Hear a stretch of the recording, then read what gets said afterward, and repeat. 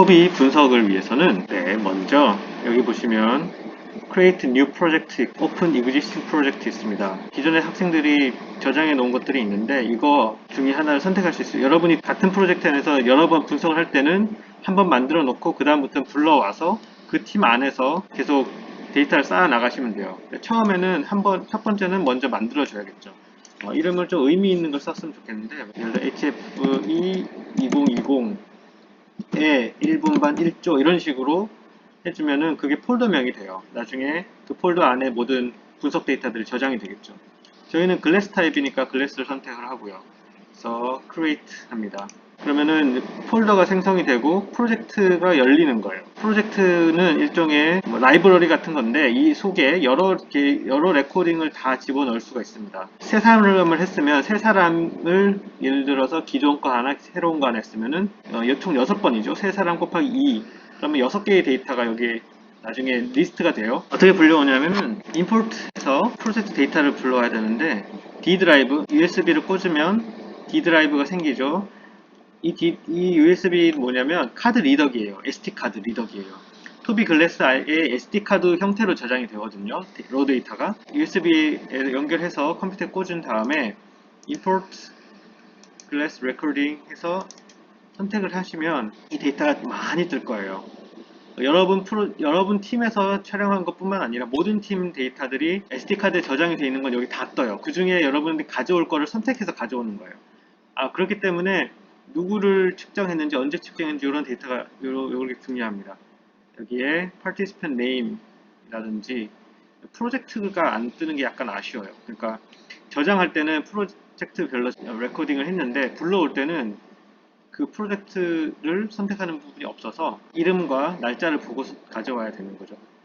불러옵니다. 불러오면은 가져온 거예요.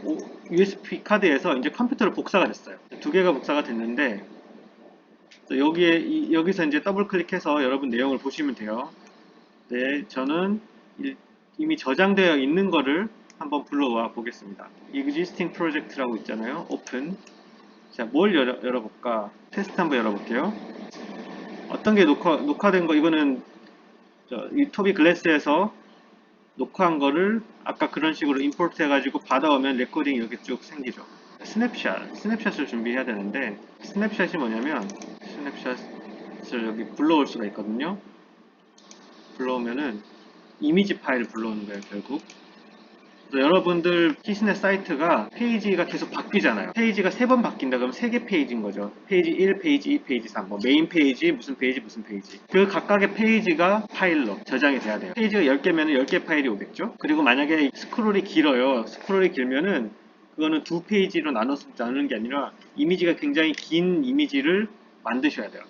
예를 들어 웨일 브라우저 같은 데서는 스크롤이 길더라도 하나의 이미지를 만들어주는 그런 기능이 있어요.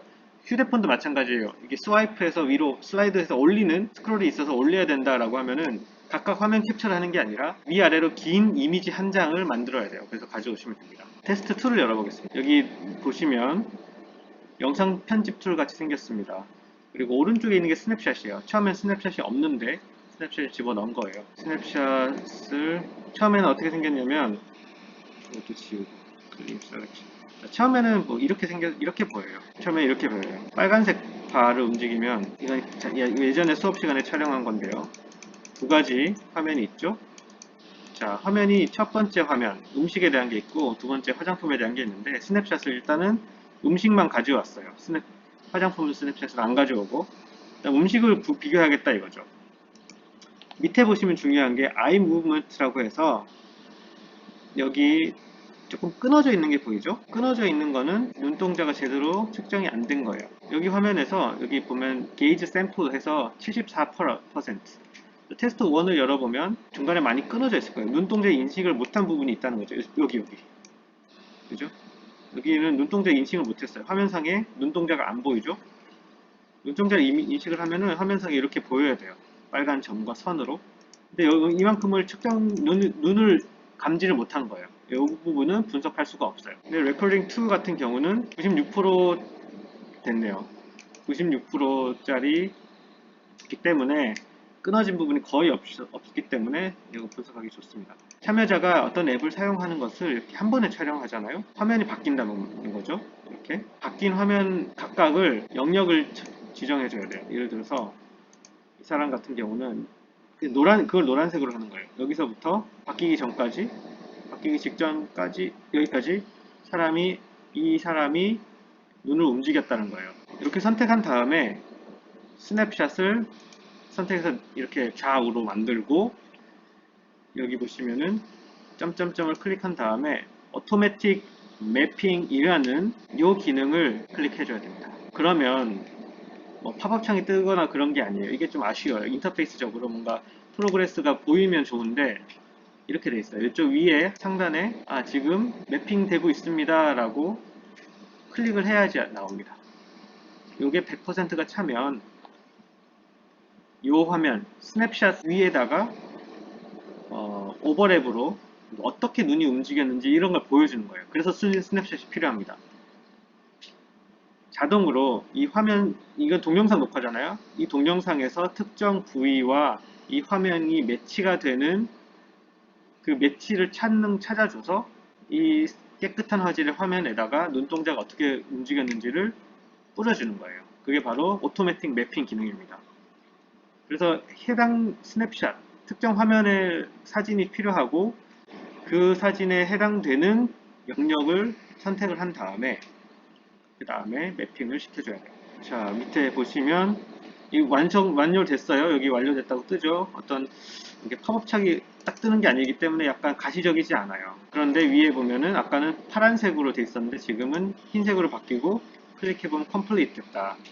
자, 밑에 보시면 초록색 영역이 이렇게 보이는데 이 초록색이란 초록색 영역은 눈이 움직인 게 찍혔다는 거예요. 자, 이렇게 해서 이걸 지금 이제 매핑 이렇게 플레이를 해보면 눈이 어디로 움직였는지가 보이죠.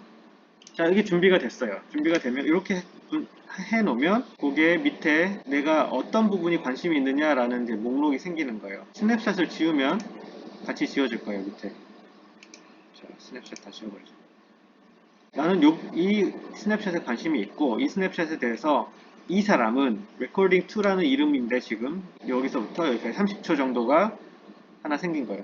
만약에 내가 이거를 또 조절할 수가 있겠죠. 다른 스냅샷을 열어서 이거 말고 화장품 스냅샷을 열어서 오토매틱 매핑을 하면 여기 밑에 하나가 더 생기는 거예요. 그럼 이 사람에 대해서 각각의 스냅샷에 대해서 리스트가 쭉 생기겠죠. 관심 있는 분석할 부분. 자, 스냅샷별로 분석이 되기 때문에 스냅샷이 중요합니다. 나중에 같은 스냅샷에 대해서 여러 사람의 데이터를 비교 분석할 수도 있어요. 제일 첫 화면은 이 리스트였잖아요. 리스트에서 그냥 더블 클릭하면 테스트2 이런 식으로 더블 클릭하면은 자동으로 애널라이즈 모드에서 이 매핑을 할 수 있는 이 상태가 되는 거예요.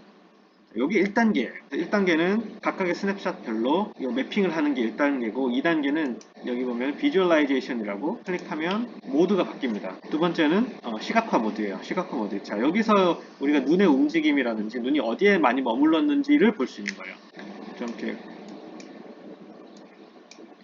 어디에 눈이 많이 머물나 간장게장 쪽이랑 얘는 뭐지? 지금 여기 보면 히트맵이거든요. 히트맵과 게이즈 플러스로 볼 수 있습니다. 옵션은 뭐 거의 건드릴 필요가 없고요. 그래서 눈이 어디에 뭘 많이 보냐라는 것을 색깔로 보여줄 수가 있는 겁니다. 상대적인 거예요. 상대적인 거기 때문에 절대적으로 몇 초 이상 갔다 이건 아니고 전체적인 사람의 눈 움직임에서 여기가 가장 많았다라는 그 정도로 해석하면 되고요. 게이지 플랫 모드에서는 눈의 움직임을 볼 수 있어요. 지금 그런데 빨간색과 흰색, 회색이 있죠. 테스트 1, 테스트 2, 두 개의 데이터를 다 보여주는 거예요. 그래서 여러분들이 참여자 1, 참여자 2, 참여자 3 하면 저는 이거 이름을 잘못 줬어요. 테스트 1, 테스트 2가 아니라 참여자 1, 참여자 2 이런 식으로 했어야 돼요. 한 사람만 보고 싶으면은 하나만 클릭하면 되고요. 두 사람을 보고 싶으면 둘 다 클릭하면 되겠죠. 근데 여기 보면은 인터벌이 하나인데 여기 3개예요. 이게 3개로 나눠진 거는 사실은 좋은 데이터는 아니에요. 여기 보면 끊어졌잖아요. 아이 트래커가 눈을 촬영하지 못한 부분이 이렇게 긴 거예요. 하나, 둘, 3개로 끊어져 가지고 저장이 됐기 때문에 여기 이렇게 끊어져 보이는데 이 데이터는 사실은 별로 좋지 않은 데이터예요. 지워야 되는데 이 데이터를 보면은 하나의 눈의 움직임을 다 볼 수 있죠. 근데 이 데이터도 이런 측면에서 의미가 있을 수도 있어요. 게이지 플랫 말고 히트맵 측면에서는 눈이 어디로 많이 갔다. 물론 이 히트맵도 정확하지 않죠. 끊어져 있는 상황에서 어딜 봤는지 모르니까. 그래서 일단은 데이터가 눈을 많이 측정할수록 좋은 겁니다. 동그라미 크기는 어디를 많이 봤느냐라는 거고, 동그라미에 순서가 있죠. 눈을 1번부터 어떤 순서로 눈이 움직였는지를 볼 수 있습니다. 히스넷 같은 경우는 그래서 결국 눈이 많이 움직이는 것보다 어떤 특정한 곳에 인터페이스라면 내가 원하는 정보에 빨리 정보를 빨리 찾아서 접근하는 게 중요하기 때문에 인터페이스는 눈이 다양하게 움직이지 않는 게 중요해요. 정보를 빨리 찾을 수 있는 게 중요하죠. 절대적인 시간도 볼 수 있죠. 이거는 30초짜리인데 5초 만에 어떤 다음 페이지로 넘어간다 이러면은 굉장히 좋은 거죠. 여러분 모든 페이지를 다 분석할 필요 없어요. 필요한 페이지만 분석을 하길 바랍니다. 분석하고자 하는 페이지. 왜냐면 이게 수작업이에요.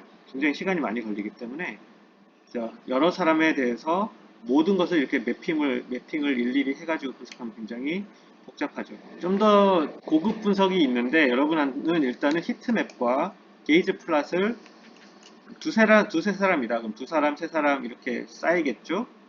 이렇게 데이터를 쌓아보고 스냅샷별로 보는 거예요. 스냅샷이 두 개 있으면 여기 스냅샷이 리스트가 생길 거예요. 그럼 1번 스냅샷에 대해서 1번 사람, 2번 사람, 3번 사람에 대한 내용이 여기 밑에 뜰 거고 2번 스냅샷에 대해서도 또 뜨고 3번 스냅샷에 대해서 뜰 거예요. 각 페이지, 분석하고자 하는 페이지별로 측정한 사람들이 다 비주얼라이제이션 여기 이 모드에서 다 뜰 거기 때문에 그거 클릭해서 히트맵 뭐 이런 옵션 좀 조절해서 사람의 눈이 어떻게 움직이는구나 라는 경향성을 볼 수가 있습니다.